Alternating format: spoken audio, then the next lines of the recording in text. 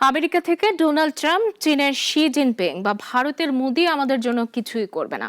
আমাদের সমস্যা আমাদেরকেই সমাধান করতে হবে, মন্তব্য করেছেন বিএনপি মহাসচিব। রাজধানীতে একটি আলোচনা সভায় তিনি এসব কথা বলেন।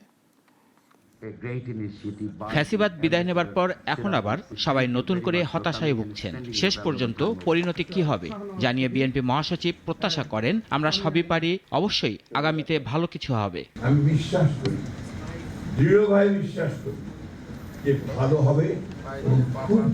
রাজধানীর একটি বেসরকারি বিশ্ববিদ্যালয়ে এক আলোচনা সভায় অংশ নেন মির্জা ফখরুল ইসলাম আলমগীর। বলেন, আমাদের নিজেদেরটা আমাদেরকে চিন্তা করতে হবে, কেউ এসে কিছু করতে পারবে না। দেশটা আমাদের, এর ভবিষ্যৎ আমাদেরকে নির্মাণ করতে হবে। ওই আমেরিকা থেকে এসে ট্রাম্প তৈরি করে দেবে না, বা আপনার চীন থেকে শি এসে ওইটা করে দেবে না, অথবা ভারত থেকে মোদিও আমাদের ধাক্কা দিয়ে কিছু করতে পারবে না। এই যে বিষয়গুলো, এটা আমাদের মধ্যে, আমাদের মনের মধ্যে, আমাদের অন্তরের মধ্যে গেঁথে নিতে হবে। গণতন্ত্র চাপিয়ে দেওয়া যায় না, এর জন্য চর্চা করতে হবে বলেও জানান মির্জা ফখরুল।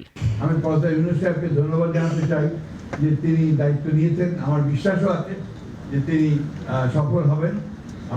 আসুন আমরা সবাই মিলে তাকে সাহায্য করে, আমরা নিজেরা নিজেকে সাহায্য করে আমরা সামনে। তবে একটা কথা খুব জোর দিয়ে বলতে চাই, গণতন্ত্রের কোনো বিকল্প নেই এবং গণতন্ত্রকে চাপিয়ে দেওয়া যায় না।